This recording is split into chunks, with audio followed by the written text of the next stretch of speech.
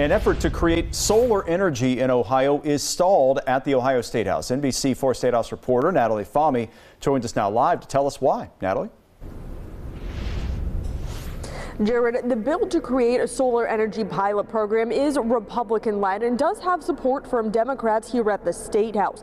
But despite that, after a year of hearings, it has yet to get a single vote, and some are blaming the influence of utility companies.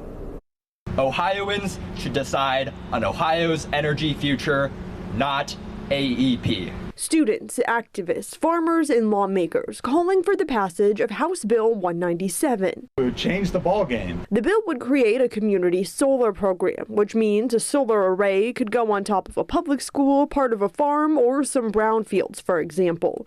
That way, people who can't independently install solar can still opt in. Community solar would open up solar to the masses. It would open it up to working families to the scale of tens of thousands and hundreds of thousands of families in Ohio. How about that?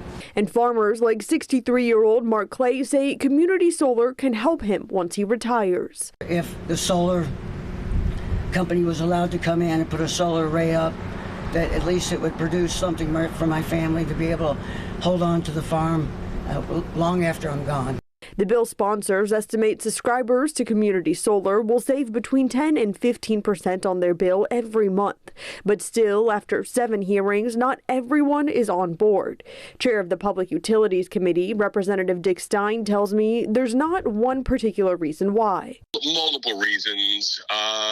There's been a lot of confusion, I believe. The utilities have some concern about costs being transferred to other ratepayers. AEP, for example, is against the bill. In a statement, they tell me they believe it will shift costs to customers who don't sign up for the program.